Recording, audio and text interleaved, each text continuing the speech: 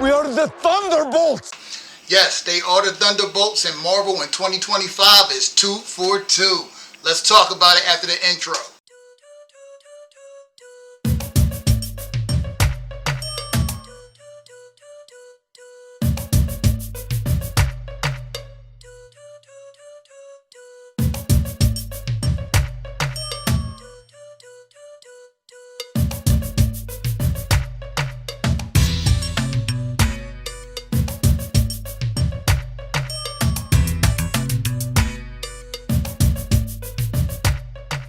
Okay, reactors, welcome back to the channel, the Nuclear Reactor, the reaction channel where all the reactions go nuclear.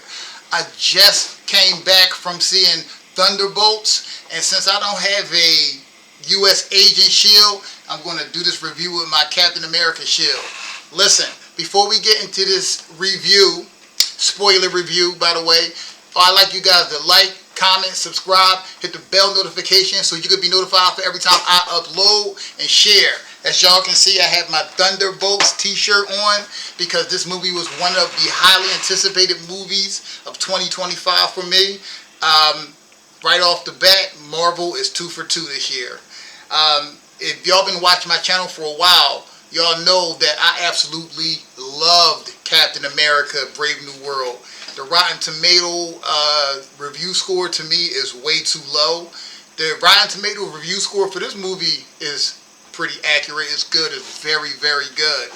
And 2025 has been a good year of movies for me. And before I go on, if you want to see a masterpiece, y'all need to go see the movie Sinners. Oh God.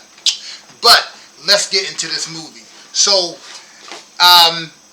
this movie is about, it's dealing with past traumas. In my opinion, Yelena is really the heart of the movie, and she doesn't feel fulfilled because obviously her and her sister, Black Widow, were childhood assassins, and obviously that's going to take weight on you. And she goes through this reoccurring thing in a movie of her first test where she had, I think her friend was her mark, and she lured her friend into a trap in which she was offed. So in this movie, Val is being investigated by Congress, and they want to impeach her, and she is very much guilty, but she has to get rid of all the evidence of her guilt. So she has the physical evidence removed, but she has human evidence. She has Yelena, the U.S. soldier. I forgot the lady name who phases in and out. I forgot. And Taskmaster. So she sends them all to the same spot to take out one another. They don't know it yet. They don't know that they all work for her in some capacity, and she's trying to get them out of the picture. So they all there. They end up fighting, and Taskmaster does get offed, which I'm sad about because I absolutely love her suit. I wish she would have stayed in for a little longer, but I understand that they had to make a casualty out of someone. They couldn't go with no one being off with these highly skilled, pretty much assassins trying to take each other out. And the fight scene when they're trying to take each other out is hype. I loved it. It had me pretty hype. Well, at some point the three that are left alive figure out that that Val is trying to off them because they are the evidence. They are the last piece of the evidence because she's gotten rid of everything else. And out of nowhere, a guy named Bob, he comes crawling out. He has no idea how he got there. Well, he knows how he got there. His memory starts to come back a little bit as the film goes on, but at the moment he has no idea. He's just waking up. And when they finally decide that they're going to work together, they realize that the room is heating up, that Val was about to torch the room. She's about to cremate them. So they have to find a way to get the phasing character out. God, what is her name? It's going to bother me this whole... I should have looked at her name up before I got in, but I thought I remembered it. Anyway, the thing that was stopping her from going through the walls was it was like an alarm type of sound thing that was stopping her from phasing. So they figure out where that is in the room, in the wall. If they stop that, she gets through. She opens the door for them. They still can't get out yet. It's so many, because they're so far underground. But long story short, when they finally get out, Val has already found out that Bob is one of the many test subjects that they had. Were experimenting the Century Project on, and every other test subject died. He was the only one that lived. Classic trope in movies, but obviously it works in this movie. When they finally get outside, they disguise themselves as troops that U.S. soldier had already taken out, and they have their clothes on. They get away, but they're stopped at a checkpoint, and once they're about to be found out, Bob leaves the vehicle and he's back in front of the compound shooting his gun. And they don't know, the soldiers don't know yet that they're not supposed to be shooting this guy, so they light him up. He gets up, they start lighting him up again, he flies up in the air. Then he's so high up, he passes out, he comes down, he hits the ground like a damn missile. Like Black Adam hit the ground in the Black Adam movie. So they leave. Yelena is pretty shooken up about it because she could see that Bob is like her. No purpose, feels like no one loves him, soulless. So she didn't take not a liking to him, but she connected with him, and she wanted him to be all right, because Yelena is really starting to see human beings as human beings. Like she doesn't want to her legacy to be that she didn't care and she's just this assassin. The same way her sister wanted to get the red off her ledger. They all deal with this because they all struggle with this because they're assassins, and they've done things that they're not proud of to human life. So they get away. While they're in their escape, they lose their vehicle when Bob crash lands on Earth. It's so huge that it knocks their vehicle off the road, is destroyed. So they've been walking pretty much all night, and Red Soldier, or whatever his name is, Alexi's driving down because he had gave Val and her assistant a ride, and he overheard them saying that they were going to burn them in the room. So he knows about this, and he's riding down. So they see him. They get in the car with him, and a convoy of 3 military vehicles is after them and trying to take them out, shooting at them. And Bucky, of all people, who's a congressman now or a senator now, saves them. And after he saves them, he flips over their car. They're knocked out. He ties them up. And he's telling them that, listen, you guys are evidence against Val. I'm taking you in so we can impeach her. And while he's doing that, he had given earlier in the party, he had given Val's assistant a card because he felt like she was on the fence. And sure enough, she calls him and said Val lost her mind. She has this unstable guy that has serious mental health issues. She gave him the Century serum, and he is a ticking time bomb. And so Bucky's listening to her. He says Bob, and everybody says yes, Bob. They were trying to tell him about Bob, how dangerous he was. So he hangs up the phone and he says to them, Bob. They say yes, Bob. So he lets them all go, and he tells them, listen, you guys are going to come help me. We need to rescue Bob and stop Val. So they agree. They go to rescue Bob. Val wanted them to come rescue Bob because she heard her assistant call to have them come there. So she was like, well, this is the perfect time to have them come here so Bob can stop these assassin and rogue villains, and it'll all be on tape, and he'll be the new Earth's mightiest hero, and she'll decide how Earth's supposed to be defended and nobody can stop her. So they get upstairs and she orders Bob to off them, and Bob just says, look, just turn yourselves in. Again, Bob has a connection with Yelena because she is the one who truly tried to help him. But they all tried to help each other, so Bob has a bit of a connection with all of them, but Yelena the most. So, except for he doesn't have the connection with Yelena's father. I just said Lexi. Lexi tries to fight him. He throws him away easily. They all try to fight him. They're shooting at him. Bucky shoots. He stops the bullets, slings them back at Bucky. It's just a whole thing. He pretty much wipes the floor with them. Sends them off running to the elevator.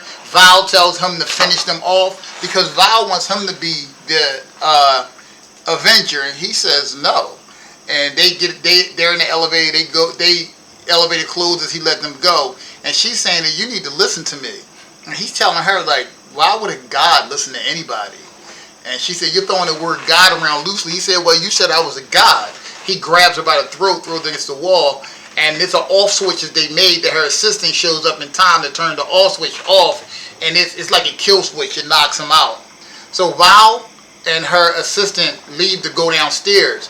But while Bob is on the ground, the void is overshadowing him. And it gets up to his face, and he opens his eyes, and his eyes have that void eye that y'all see in the trailer. By the time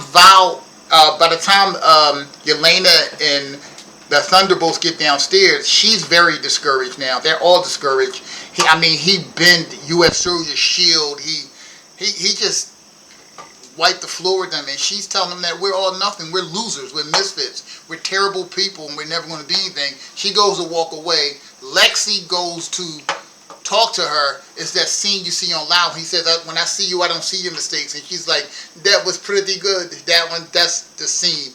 And while they're talking and bonding and reuniting, stuff starts falling down because the void is now wreaking havoc. He's just in the sky wreaking havoc. So the Thunderbolts have this really huge, beautiful scene where they save civilians on the street.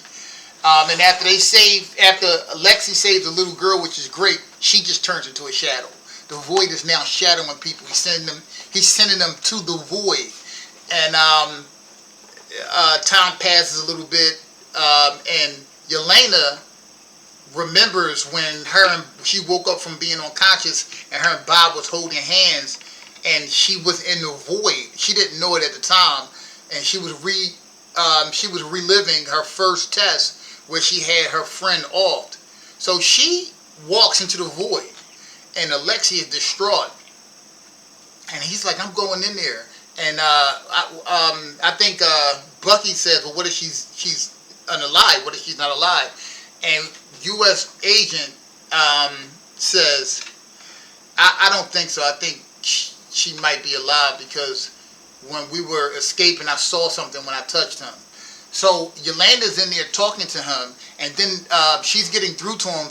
But the void seems to not like that because there are different rooms inside of this.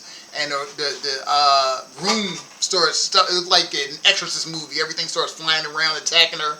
And at one point, a sheet grabs Bob, who is just regular Bob inside the void. And it grabs her both. And the rest of the Thunderbolts come, they chop it down, they're inside the void, they're fighting. And they're trying to get through to Bob that, well, listen, we need to get out of here. Because Bob is now, he's not Sentry inside of the void. Because the void has overtaken him. So they get to this one room where the void is, and the void is telling Bob that he's nothing, and he thought he was going to be a hero. So Bob starts fighting the void, gets the void in the ground, and starts punching it. While he's punching the void is slowly taking him over. He has Yelena and all of them. The void has Yelena and everybody pinned to the wall. So Lexi pushes out the thing that has him and Yelena pinned together, and she comes under and she hugs Bob. And then the rest of them get loose and hug him. They finally get him to calm down, which because the void is in him, actually pretty much stops the void. It like neuters him. The void, everything's calm, and then everyone reappears because the void is now going away because he didn't unalive them. He just sent them to the void. So once everything's over, Bob is in his normal clothes. He has no clue what happened. They thought he was joking at first. But in the comics, he does forget that he's the Void. So this is comic book accurate. This is just their rendition of it. So there's a big thing in the middle of the road that fell from one of the buildings, and they see Val, and Val walks through the curtain part of it, and on the other side, the press is there and everyone, and the Thunderbolts follow her because they want to arrest her, but she uses, it's already a standing on the mic, and she uses that opportunity to call them the new Avengers. So they're just sitting there, and Bob's clapping. Again, he has no idea that he's Century. And Bob's clapping, and Yelena whispers in Val's ear that we own you now. So they're the new Avengers, and in the very last scene, you'll see them talking about how they're Avengers, they're settled in, they're friends now, and Bob's in the corner reading the magazine, and U.S. agent says, I wish you would become Century again so you could bend my shield back. He said, oh, I'm sorry, every time I can't be Century without the other guy. It's pretty funny, but it pretty much ends like that, and my assumption was true, that the only way that they were going to defeat Century was not to defeat him, but to appeal to his good nature. I had a feeling that they was going to form a bond with him that would talk him down, and it happened that way. Because again, if you guys don't know who the Century is, just go look him up on several of these comic book sites on YouTube. He's OP. He is a beast. But anyway, that's my spoiler review. If I had to give this movie a number out of 10, I would give it an 8. I would give Winter Soldier a 9. I would give Sinners a 10. That's the 3 movies I've seen this year so far, and there's going to be many more. A lot of the movies that you guys saw me do a trailer reaction to, I think I'm going to be seeing all of those movies, and I'm going to be reviewing them. So it's going to go on this whole year. Yeah, it was fun. It was great. Well-written movie. Back-to-back Marvel hits for me. But anyway, my reactors, that is the video for today. As always, the pleasure is all mine. The reaction is all yours. I love you guys. Peace.